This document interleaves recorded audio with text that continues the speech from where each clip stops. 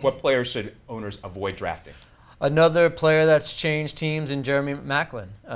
He was a big, deep threat in Philadelphia. Now he goes to Kansas City, where no wide receivers ever catch a touchdown ever again. And when you look at, you can mark that down. That's some fancy stat stuff. But yeah, I mean, obviously going from the Eagles offense, which has that high tempo, to the Chiefs, huge downgrade. And Alex Smith only attempted 24 deep passes last year, wasn't very good on it. Maclin alone was targeted 34 times by Philadelphia, 20 yards downfield. So it's going to be a big difference for him. Stay away. Mike, who is your do not draft player? This is going to sound like an anti-Pats thing after I just bashed Tom Brady, but it's more of an anti-Belichick thing when it comes to the running back. So I'm going to say LeGarrette Blount, save yourself the headache. He had 20 carries one week, 8 week the next. That was in weeks 15 and 16 last season, also known as the fantasy football playoffs. So you're probably pulling your hair out if you're going to pick this guy. You don't know when to start him week to week because you don't know what to expect.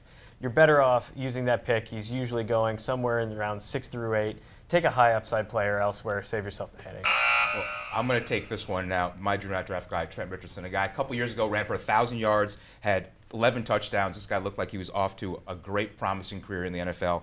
Now he's buried third on the depth chart in Oakland. He's a name you might recognize. So if you're in the late rounds and thinking, oh, I need a running back, I want to add this guy. Maybe there's some potential there in Oakland. I mean, that offense is a complete mess. His career is a complete mess. He's a guy that, even though he's been drafted high before, and you think that he's in a new situation, sometimes players go to new teams and they have new life. This is not a guy who's going to follow that trend, so avoid Trent Richardson in your draft. Des, I'll toss it to you for the final say in this round.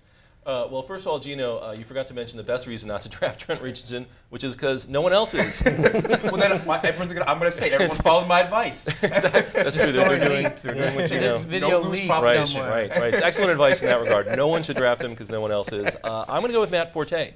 And not because I think he's going to have a bad season. I think he'll be fine. I just don't think he merits where he's going right now. He's the number 7 overall pick in ADP, according to Fantasy Pros. And I'd just much rather have one of the stud wide receivers at that spot. He's going to turn 30 this year, and he relies on a lot of touches. His average yardage went down to 3.9 per carry.